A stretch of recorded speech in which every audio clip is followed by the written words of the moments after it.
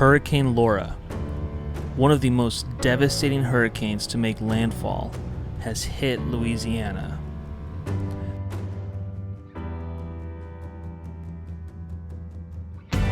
There are miles and miles of damaged properties, and countless lives have been affected.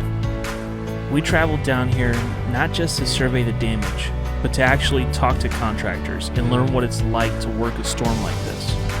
In this episode, a contractor and a public adjuster share their perspective on what it's like to not only rebuild structures, but to help rebuild lives. This is the American Contractor Show. All right, guys, we are here with Curtis Cobb. Curtis, you're with Precision Construction, yes. Yeah, man, you're out of Alexandria, right up the road. Yep. Known this guy for a long time, and he's doing some awesome stuff out here, helping people out. And you've been out here. When did you get out here? So, since I live 2 hours north of Lake Charles, we got a lot of the wind and damage ourselves. So, I actually didn't have power for almost a week. Wow. Yeah, even that's 120 miles inland.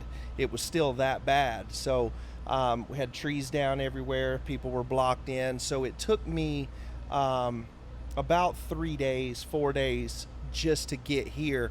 I remember actually the day after the storm, I got a call from a previous client of mine, and just in the frenzy of everything, the aftermath of this situation, a force of habit, I jump in my truck and I'm driving down, and then I'm like, well, I'm gonna stop and get gas in a little bit, and it just starts registering no gas stations are open.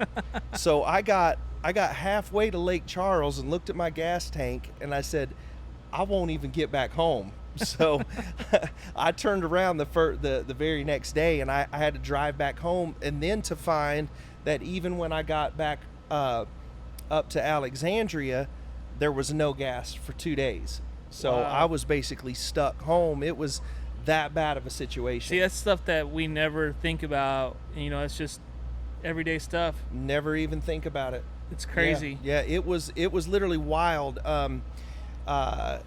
We stood in line, and thankfully my wife and son were back with her folks in Virginia. We were debating, should they come, should they not come home. You know, the first hurricane that was coming, they were like, this could be a back-to-back or a double hitter.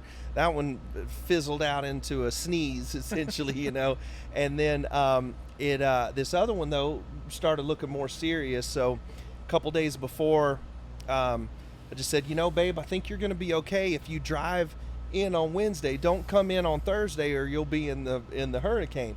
But it even progressed from there, and I said, just to be safe, don't come. And so glad, because I couldn't imagine, and all of my friends that I know, this was my first hurricane experience. I was not ready. I just was not ready. No lights, no power, no food, no gas. People filled up all their grabbed all their red gas canisters and were standing in lines. There was no gas anywhere. So that's it crazy. was wild. It was wild. We've had to fill up our generator while we're here, and that's just like a trip. I get up at 4 a.m. and have to refuel it up so I can keep my AC running. Yeah, it's crazy. Where we're parked, it's crazy. But, dude, but now you've been here, things are starting to open up, gas is starting to become more available, power's starting to be restored little by little. Yep. I mean, you guys can hear maybe in the background there's a little bit of a hum. That's our AC getting pumped into this tent. Yes. That's the only nice thing that we found so far is that thankfully John Hoteling and his team have a tent with AC in it. Oh, yeah. Yeah, but, I mean, there's generators running all over the place. It's just like the constant background noise that we hear. What do you think about the humidity here? Oh, bro, don't even get me started. So, I'm a northern boy through and through, so, this stuff right here is just not it's not my world. But, things are starting to come back. Contractors are getting to work. There's tons of devastation. Oh man, it's I couldn't crazy. believe it. Just driving around, I haven't seen anything like it. I've seen a lot of hurricanes, but nothing like this. Really? TJ said the same thing. What are you seeing from contractors right now? What's some of the things that you guys are concerned about, because you guys are local? this is new to me as well. So I can kind of speak to some contractors that may be newer to hurricanes, maybe not some of the hurricane pros, but to see how much contractors are actually funding the insurance companies right now. It's crazy. I'd never even considered that, just like I didn't consider, am I going to have gas? You know, when I get down there, I'm used to, you know, hailstorms, tornadoes, you know, things like that. You know, your occasional, you know, home loss from a flood or just something like that. Get into a situation like this, I couldn't even fathom what we got into. So this is one definitely to cut your teeth on, but the insurance companies are slow to pay. So these contractors are coming out here, they're paying for the tarps, they're paying for emergency services, they're paying for mitigation, they're paying for all of these things to help the homeowner, and then also hopefully they're securing the contracts here, but contractors are running out of funds. I'm hearing that from every contractor you can think of, from mitigation to insulation people, roofing people. They're like, hey man, I mean, I got to get some money or we're going home. Yep, I'm talking about contractors that are doing $10, $15, $20 million a year are saying the same stuff.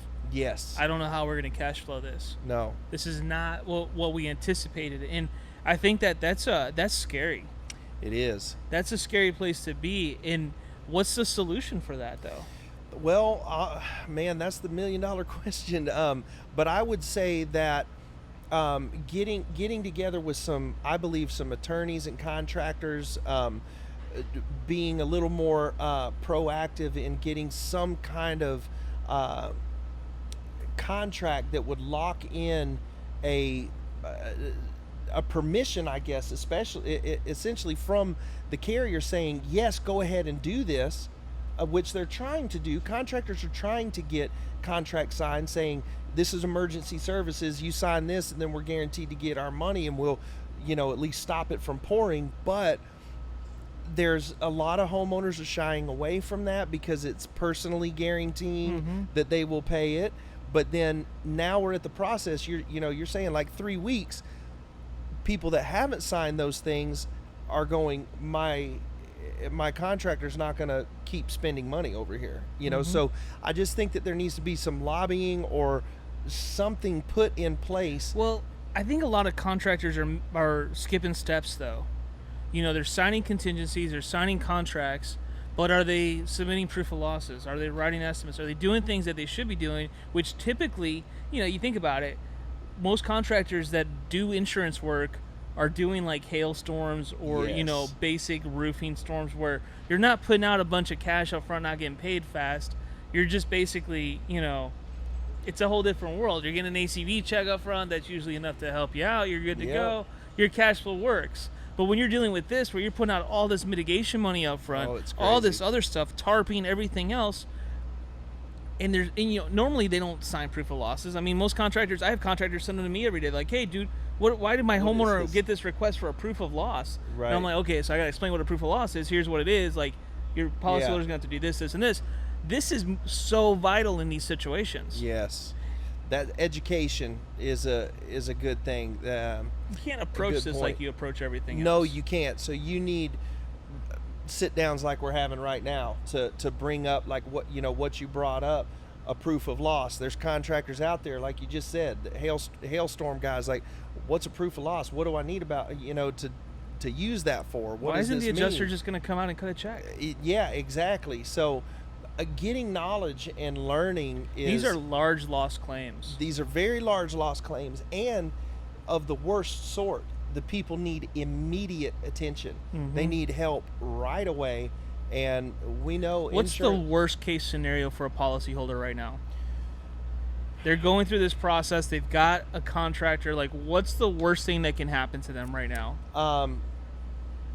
The worst thing that can happen is they end up not getting paid, losing a contractor. Contractors are going to walk if they can't get paid, and then they'll have to end up finding another contractor, but then those contractors are going to say, where's the money? Very, very soon what's going to happen is no contractors are going to do any work without that half down.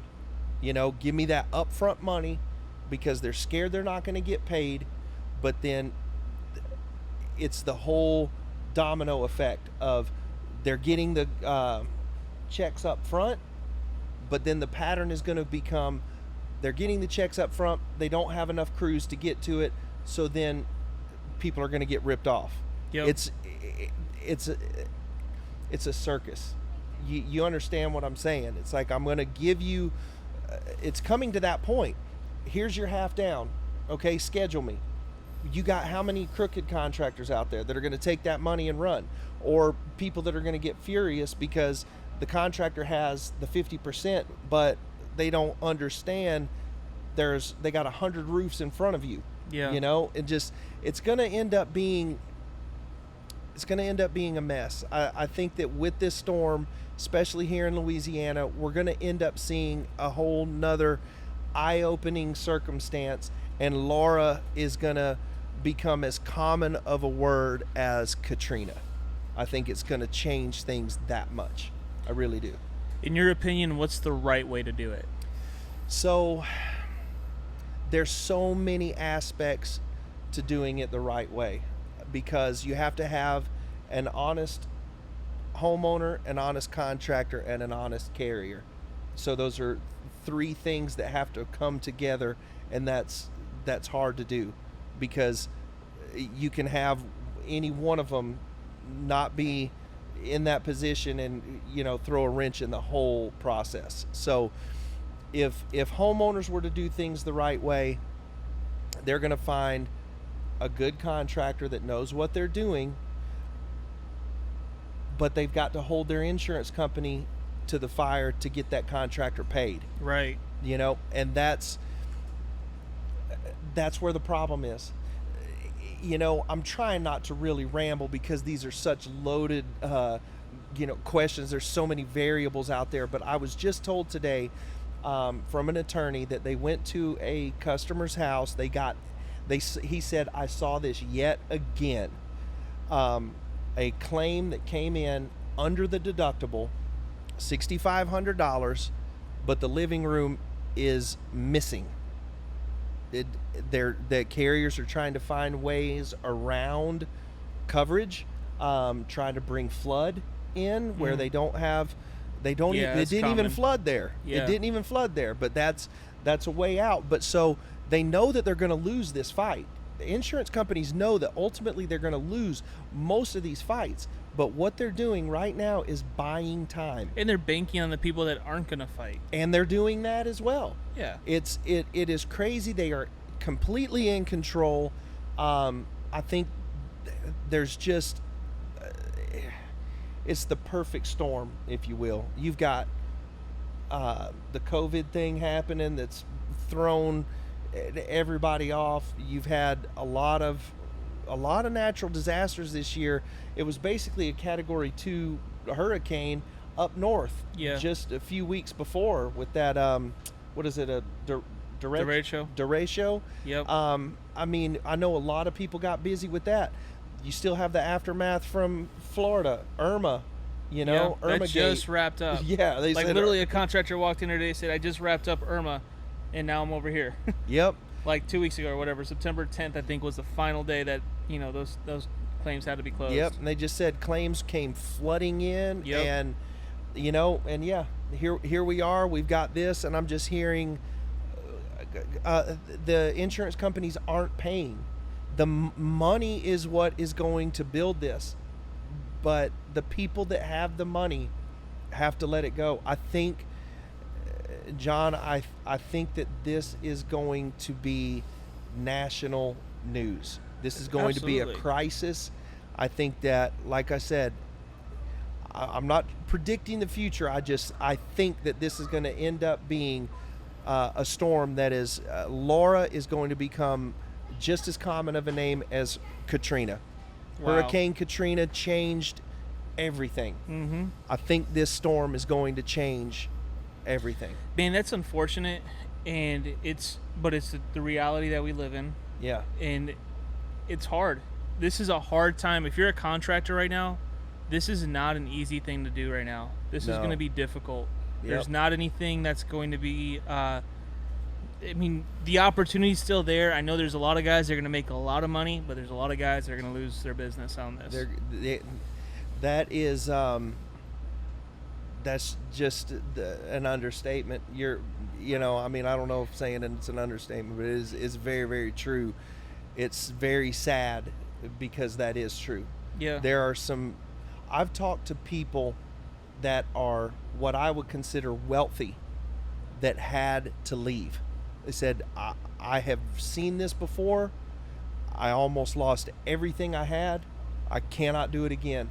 And I'm just alarmed and afraid that we're in that scenario right now. Curtis, I hope it somehow turns to be something awesome for everybody. Yeah. I mean, that's our hopes and prayers here, that things Without do a somehow doubt. become really good. But, we also see the writing on the wall. We've been through this. You guys, especially here in Louisiana, have already been through this. Yeah. You guys are probably the most prepared state to go through this. Yeah. And to see it and see those signs come up again, that tells me a lot, especially coming from someone like you and hear it, John, and some of the stuff that these guys have been talking about. It's definitely going to be something that's going to be impactful for years to come.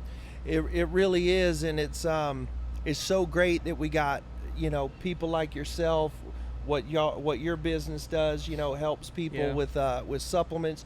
You got these shows that contractor workshops that bring people together. Those things are crucial. They've changed my life. The amount of education that I've got over the last couple of years versus the 13 previous years I've had contracting, there's no comparison. You know, and it's from coming together, educating. You got firms like Hoteling here. He's a pioneer and has really, really made an impact. Well, he's made an impact, but in the grand scheme of things, it's just a little bitty one.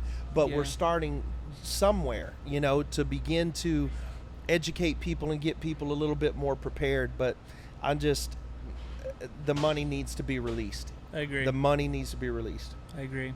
Hey, man, thank you so much for spending some time with me. And you being betcha, here. buddy. It's always good to see you. Yes, so sir. Thank you, Curtis. Yes, sir. Thank you, man. Man, TJ Ware is here, the one and only guy of Paradise Claims, right? Well, I am a Paradise Claims. I'm not the one and only guy, but they tell me I'm the guy. Dude, you're the guy that built Paradise Claims from nothing and made it a powerhouse public adjusting firm now in our group, man. Thank you so much for what you're doing in the industry. You bet. I have to give a lot of credit to my wife and to my team. Obviously, I wouldn't be here without them. I got to hang out with them, and they're phenomenal. You got a great team, a great group of people working with you, and that's really cool. But, hey, dude, so I wanted to talk to you for a couple minutes. We're in Louisiana. The hurricane just hit a few weeks ago now. How long has it been? 3 weeks? It's been 2.5 weeks. 2.5 weeks now. And I wanted to get some observations from you from the ground right now, because you've been spending you've been here since day one, essentially, right? Day after the storm, we arrived, and this is the 5th hurricane that we've worked, but by far it's the most severe one that I've experienced. Okay, what do you mean by severe? Like, what makes this hurricane so severe in your mind? So there's a couple of major issues that have affected everyone here. I would say, number one, Lake Charles hasn't had running water or power. Many parts of the city still don't have running water or power. And then with all of the first responders, contractors, professionals that have come in to try to help after the storm, there's really just no lodging available, and there's no other large cities close by. So you have people still commuting 2.5 hours each way every day. That's crazy, man. And so we're dealing with that part of it right now, where the commute's been crazy. No one's able to stay in town. I know we're staying in town, but we're running off generators. Thankfully, we have water now, and apparently that wasn't the case, but we just got here a couple days ago. But so everyone's commuting in. This is insane. What's your take from the residents, from the property owners right now? Like, what are they feeling? The property owners are going through a lot of hardship. A lot of people still haven't seen an insurance adjuster, won't for a little while. Some people can't really get back to their properties because they're staying somewhere else and they don't have lodging or accommodations here. Right. I will say one unique thing about this storm is that the local government here allowed everyone back in as soon as the storm blew through. And I think that was good and bad. Ultimately, I think it was a good thing.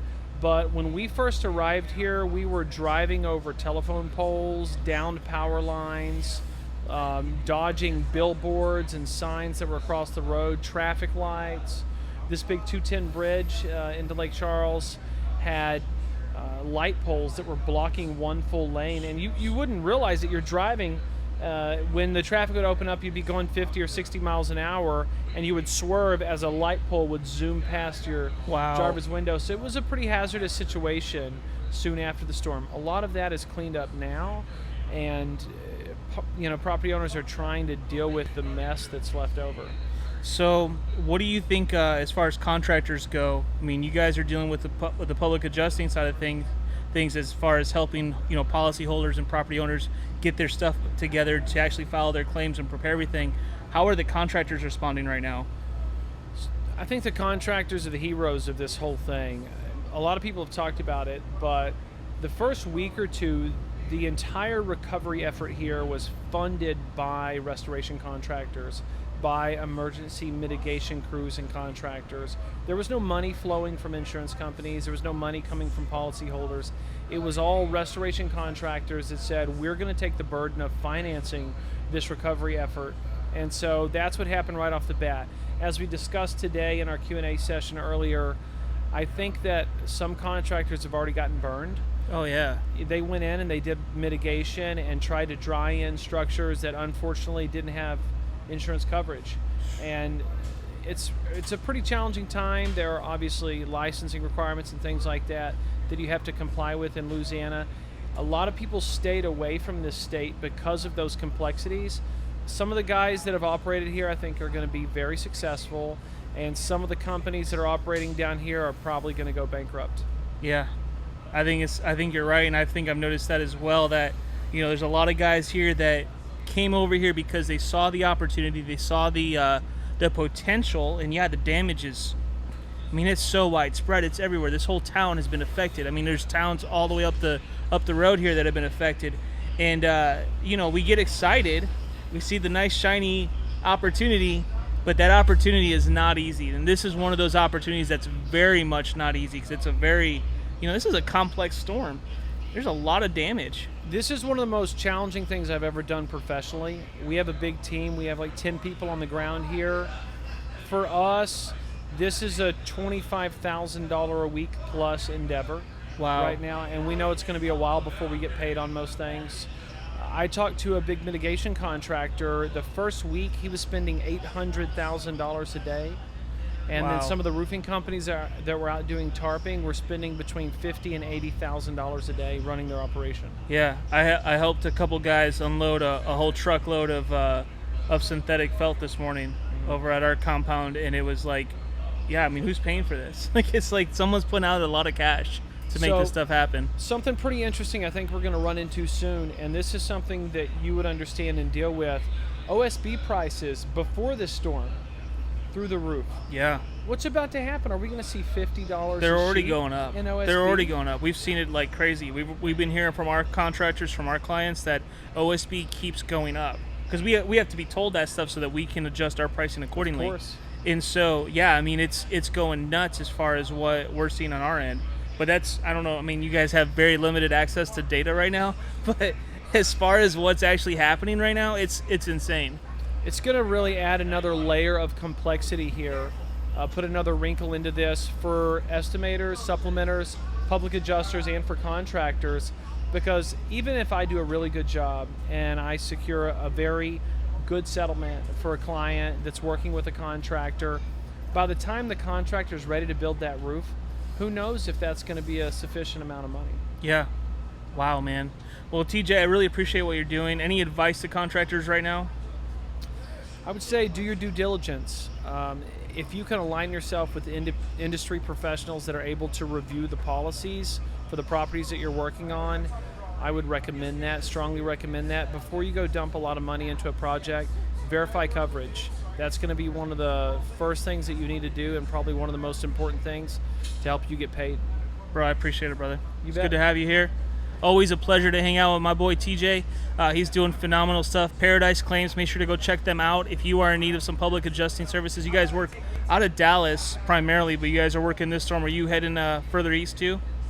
It's pretty possible. We've got a lot of connections in the states that were affected there. With Hurricane Sally, by the way. Is what Hurricane we're talking Sally about. just hit this morning, really. Yeah. We work nationwide doing large loss stuff, and so we're glad to be a resource for anyone that needs a hand.